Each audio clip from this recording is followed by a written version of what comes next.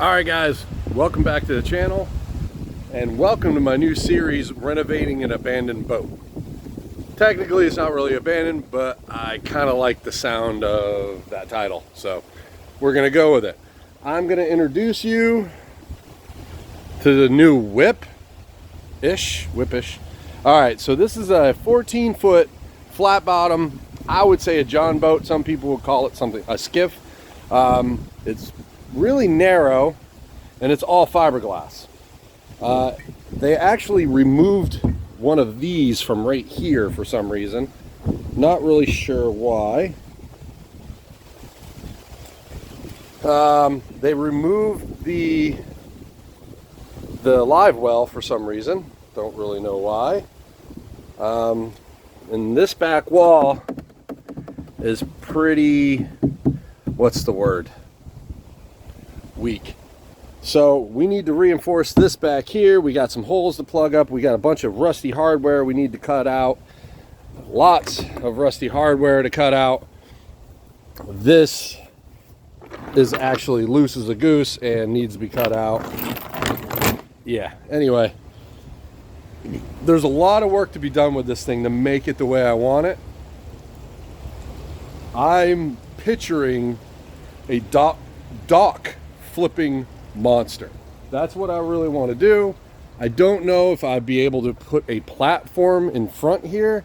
I kind of would like to, but the nose of it kind of arcs out. And I do have a little mini platform that I'm kind of happy with too. So, not really sure. It's narrow, so I don't want to make it top heavy.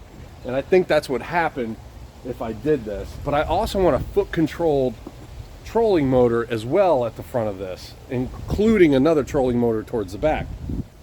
So I don't know, I'm gonna let this project kind of evolve as things go, and we will just see.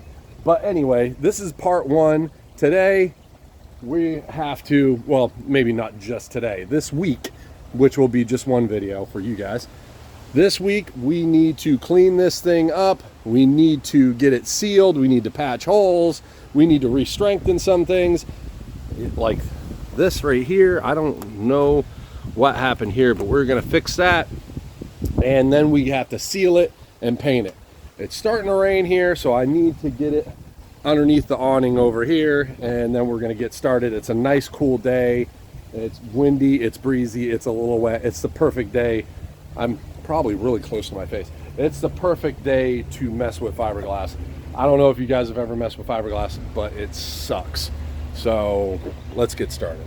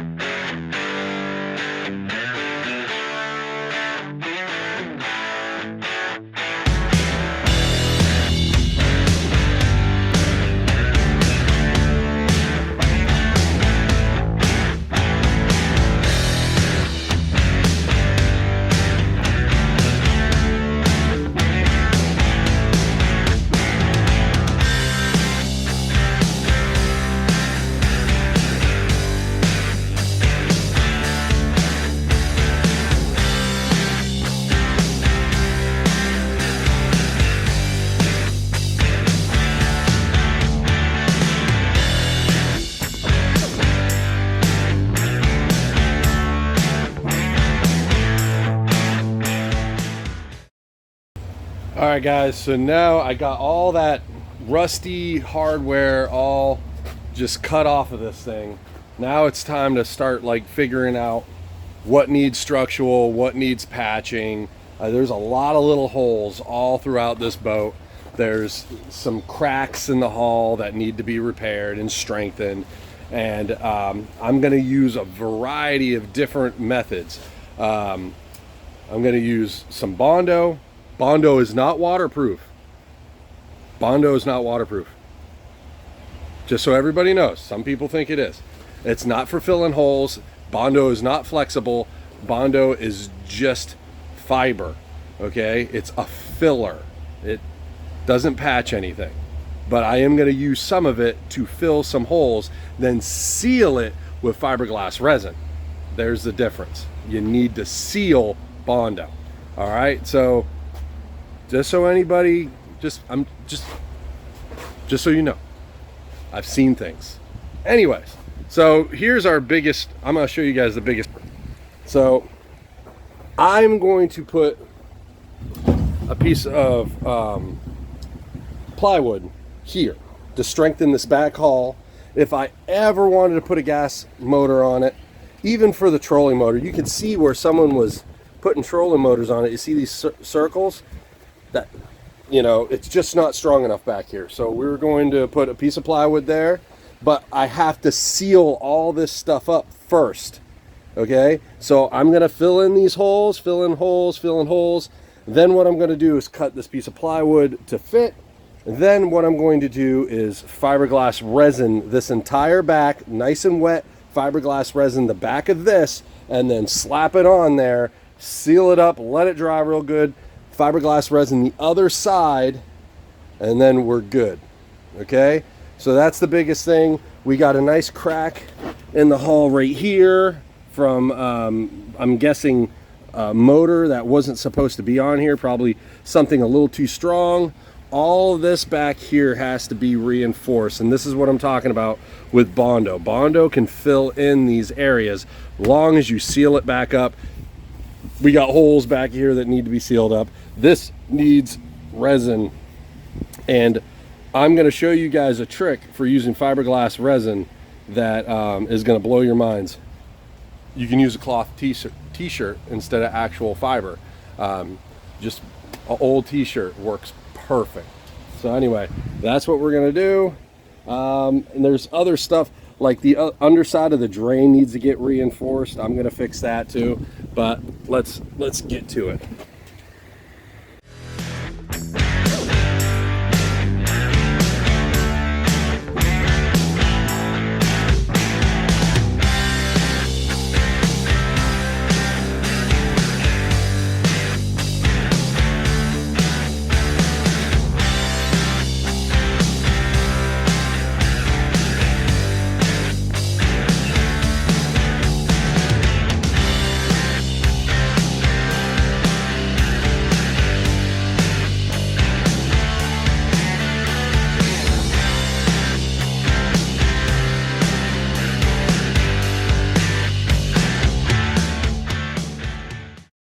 All right, so I got a lot of holes filled up right now with the Bondo. Bondo. Yeah, all the holes filled up with just Bondo. This is not waterproof. I'm even trying to build up this corner a little bit and got this filled up. This needs fiberglass. This needs fiberglass. I can't put Bondo in there. This needs to get sealed up. Yeah. So now I'm just going to take a break, and I'm probably going to figure out the measurements for this piece of plywood, what I need to go right here, because everything's filled in here. This doesn't need to be pretty because the plywood's going to go over it. And like I said, I'm going to make sure it's completely sealed around there. That way that crack has nothing to do with the hull. Plus, there's an outer wall here that crack isn't involved with. So I really just need to stiffen this all up. And these have been filled. And I cut a piece of t-shirt, put it in here, and then filled the Bondo in. So it's just not like a hollow spot. Bondo's really brittle, so you don't want to just put it on top of nothing. So put a piece of t-shirt in there, and then Bondo it over the top of it. That will be perfect. And then this is all going to get fiberglassed, then the plywood, then fiberglass, and then maybe a little bit of some sealant around the edges to make sure no water gets in behind there. All right, so I'm gonna put this down for a minute and I'll get back with y'all. Well guys, I'm taking a little break from working on the boat, and so I'm doing a little dock fishing in brackish water. Give me 1 second to get this guy. I don't think this guy is actually legal size. Give me 1 sec.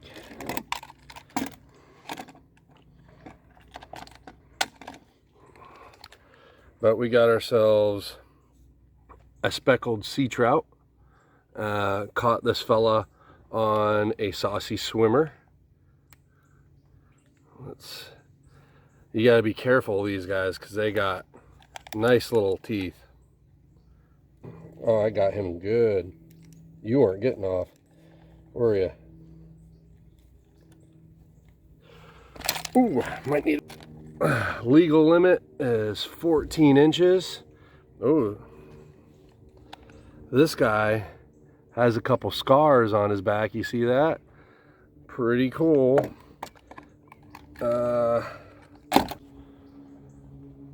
He doesn't even weigh a pound. That's okay though. He is legal size, but to be honest, he's a little too small. So we're gonna throw him back. Like, he's a real small 14 inches. So we'll throw him back.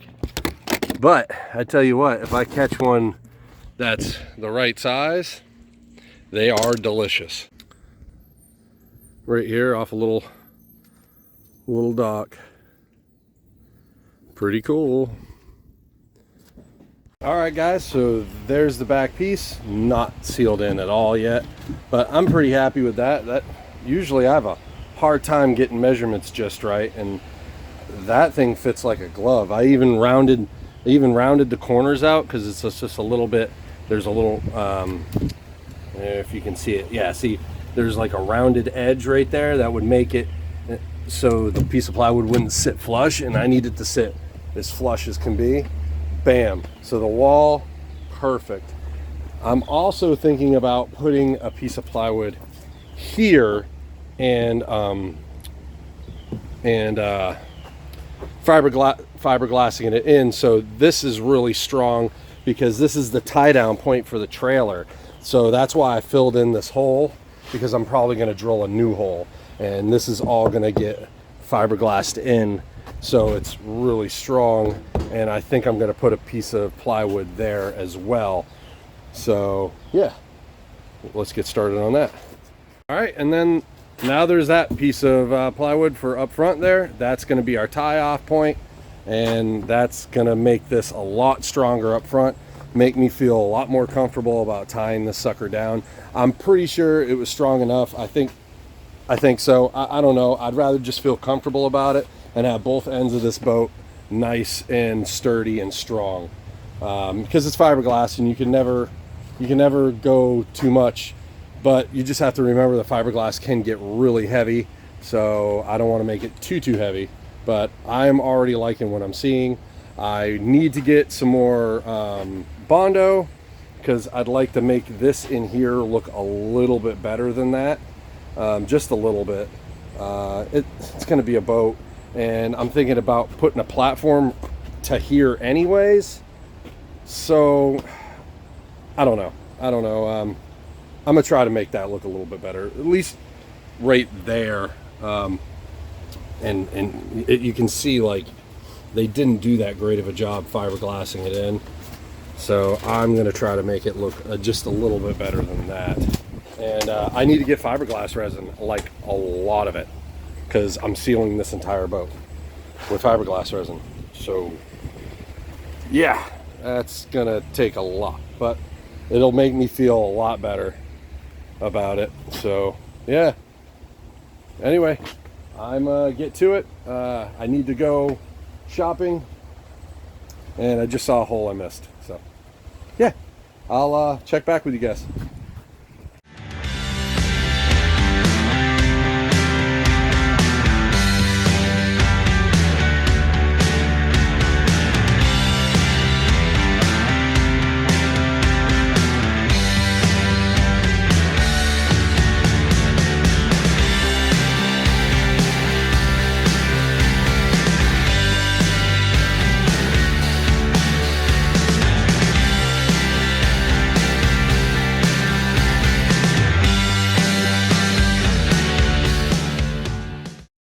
All right guys, so we have a crack right here in the hull, and what I've done is I've sanded this down where this crack is a valley.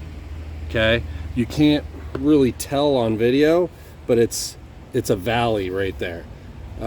So I've sanded nice and deep into the fiberglass.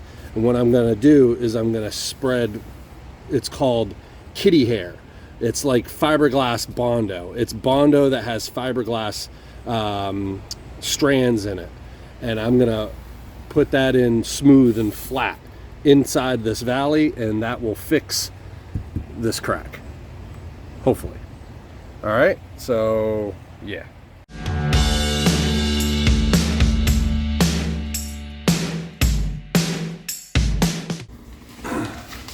All right, guys, a few things about the boat. One, the boat has to be registered. My plan with just using trolling motors, one in the front, one in the back, that is null and void. That's not going to work. Any boat with a mechanical motor on it has to be registered in South Carolina. My misunderstanding was that the motors, anything under 5 horse, doesn't have to be registered. So like trolling motors don't have to be registered, but if you put a mechanical propulsion device on a boat, the boat has to be registered. I didn't get a title for that boat. I just got a bill of sale. And the boat doesn't have any identification numbers on it, no brands, no make. So I've had to fill out a lot of paperwork. It's pretty much a magazine to send out to the government or DNR or whatever you want to look at to be able to create identification numbers for this boat. Had to take a lot of high quality photos and mail these out showing the boat in the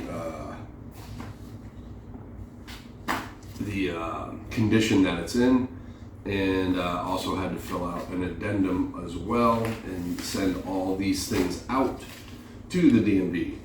The thing is the lady on the phone with the DNR, not DMV, DNR, said that this could take several months.